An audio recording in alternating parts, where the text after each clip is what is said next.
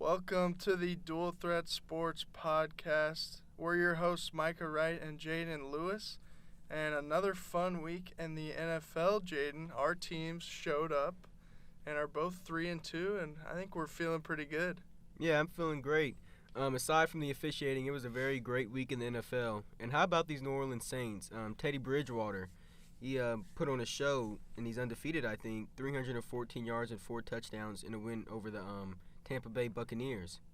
Yeah, they're winning the games they're supposed to win, I say that and still, you don't expect them to win with Drew Brees out, but Bridgewater's just doing what he needs to do, and the defense is, they haven't been spectacular, but they're just getting the job done. Michael Thomas is still amazing. I think Saints fans, and I think they have a lot to be proud of so far, and I think they're a real Super Bowl contender. And so our teams got big wins. The Raiders somehow pull off a win in London, which they really should have lost. But, the defense forced some turnovers, which is exciting because that hasn't happened a whole lot. And Josh Jacobs is incredible. And then in East Rutherford, the Minnesota Vikings, it seems like the game could have gone one or two ways. Either they were going to lose and the whole season was going to fall apart, or they were going to win and everything would feel all right again. And Dalvin Cook put up huge numbers. He had a career game. He almost had 100 yards receiving along with 100-plus yards rushing. And then Kirk Cousins, he really stepped it up his game. They finally were able to throw the ball. They threw it well. He had, I think, 307 yards. Adam Thielen showed out. Stephon Diggs, he had his best game of the year. It's still not great, but the trade rumors have seemed to die down. Yeah, Kirk did what he needed to do, and you don't really need Kirk to win you games.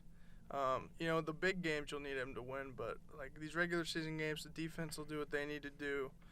Dalvin Cook, obviously, I think he's a top 5 running back.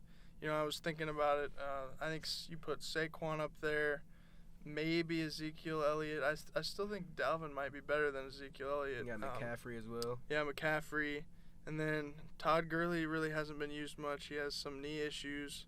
And then Alvin Kamara you might put in that conversation, but Dalvin Cook has been incredible.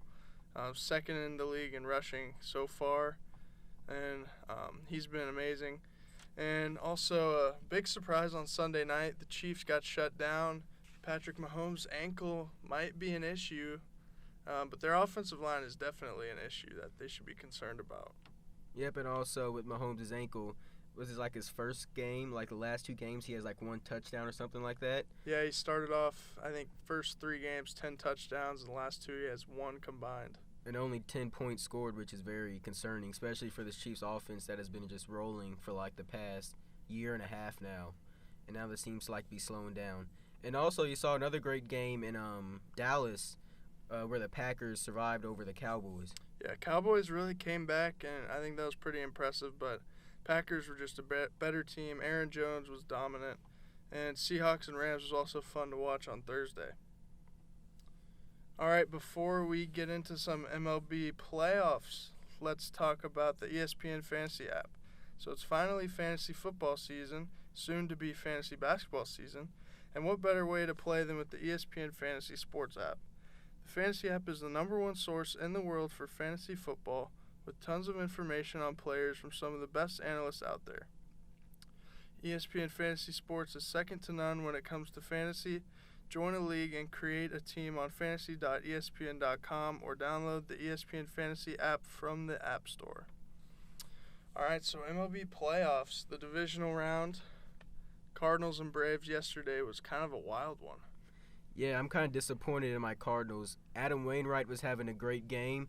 He hadn't allowed a run, but then they put in Carlos Martinez, who in the first game gave up, I think it was 3 runs to the Braves, and then he comes in, I think it was maybe the 8th or 9th, and then pretty much does the same thing, which is something I do not agree with. Yeah, it seems like all year, they've kind of had some spots where the bullpen, they haven't really figured it out. I think they thought Andrew Miller was going to be the closer, and he hasn't really panned out for him. Martinez, it was tough. 3 runs allowed in the top of the 9th. They were up 1-0. And game 1, they were up, I think, 7-3, and he allowed 3 runs, and they almost blew it. But, they have a chance today to force a game 5, but that game, you had the win in the 9th if you just closed it out, which was tough. And then Dodgers-Nationals. The Nationals, Oh, I mean, they're both talk about bullpen problems. I mean, yesterday, 7 runs allowed, in the 6th inning. Yeah, that's very disappointing for them.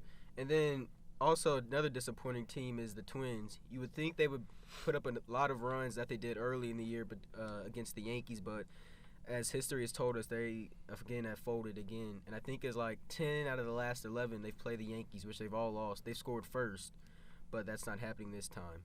Yeah, they've lost, I think, 15 straight postseason games, which is actually, I think, a North American sports record. I think I saw something about that, which is crazy.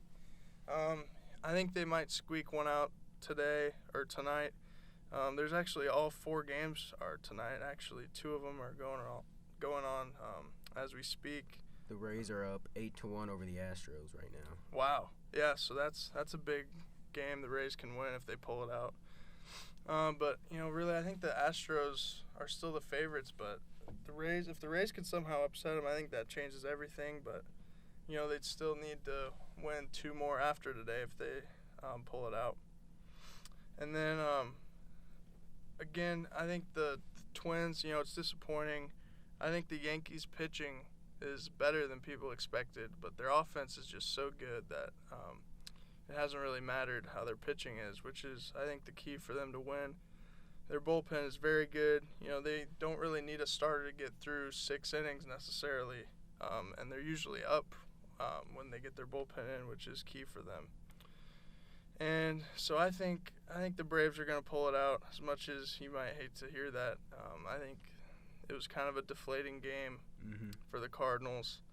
And then the Dodgers, I think it's the same kind of thing. The Nats just fell apart, and it's kind of the just season ending in one game, even though they still have to the Dodgers still have to win another one. And Astros, I think they're going to win the World Series. Just as an overall team, I think they're the best. And Yankees up 2-0. They might close it out today, but if they don't, I think they have a good shot too as well. Yep. So before we talk about some college football, let's talk about Little Caesars Pizza. With college football back and NFL back, Little Caesars Pizza provides the perfect game day meal with their Little Caesars Pizza app. Order any pizza and get a 2-liter of soda free with the code FREEL1. That's FREE2. Actually, it's FREE2L1. With any pizza order to perfect your game day experience. Nothing's better than free soda, especially when paired with an extra most bestest cheese or pepperoni pizza that's already only $6.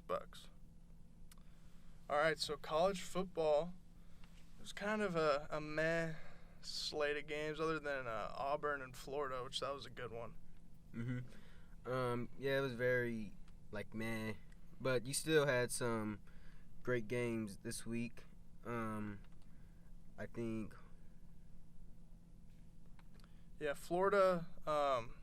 They pulled it. I feel like I haven't really given Florida credit. They're a great football team, and Kyle Trask, who I thought he was a freshman just because I hadn't heard of him really, but he's been on the bench, and I think he's either a junior or a senior, but he's just winning football games for him, and their defense is playing great. Bo Nix for Auburn looked like he just looked like a true freshman with his 3 interceptions and only completing 11 of 27 passes.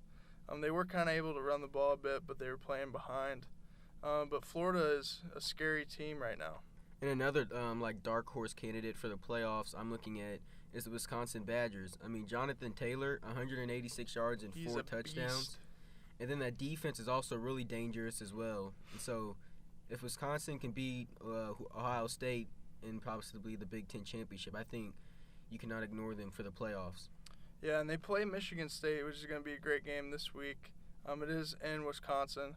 Michigan State usually wins some of those upset games if they're an underdog.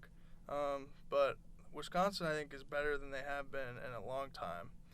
And then, Georgia was rolling. They kind of had trouble with Tennessee early, but they pulled it out. Oklahoma did what they were supposed to do. And another good game, which, if you like defense, Iowa versus Michigan. 10-3 final score there. Michigan pulled it out. Their offense still looks very bad, but their defense has played well. after the disappointing loss to Wisconsin where they just got manhandled. So, and yeah, Wisconsin, I think they've shut out 3 teams already this year, even though they might not have played some of the best teams. Their defense is good nonetheless.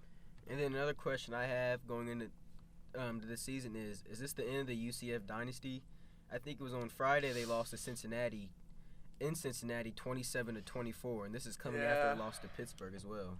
Yeah, I like what their program has been. Josh Heupel took over, did great job last year, which they went undefeated again, didn't they? Yeah. Yeah. I think they went 13-0. But yeah, I think it's over, and it's sad to see that they can't claim any more national championships. Before we head into some more college football, are you hungry but don't live in one of Jimmy John's 1,000+ delivery zones? Well, here's great news for you. All you have to do is enter an essay to Jimmy John's, and they are willing to build you a house inside their delivery zones. All you have to tell them is why that you should build one. It's as simple as that. And then that list will be narrowed down to 5, where a random winner will be selected. Enter Jimmy John's now to get your free house. All right, so to conclude today's show, we are going to give our quarterback rankings and also some Heisman candidates to watch out for the rest of the year in college football. And I think Tua Tagovailoa has been absolutely insane once again this year. He's just tearing teams up, and they haven't really played any notable teams yet. I think they're playing Auburn and LSU coming up, so that's going to be really exciting. But Tua Tagovailoa has been the most exciting quarterback by far. And then I think Joe Burrow should definitely be considered one of the best as well. I mean, yeah, Burrow, he's an amazing quarterback. When you think of LSU, you think of running the ball and defense. But in 5 games, this guy has thrown for 1,800 yards, 22 touchdowns, and 3 interceptions, which is going to make the games against Auburn and Alabama for LSU very great. And another guy I want to look at is out of Ohio State, the Georgia transfer, Justin Fields. He's been having a great year as well, 18 touchdowns to 1 interception. He also has 283 yards and 8 scores on the ground as well. Yeah, he's definitely a dual threat, which we love those type of guys, right? Dual threat quarterback. He can run, he can throw, and Ohio State really, they haven't really skipped a beat.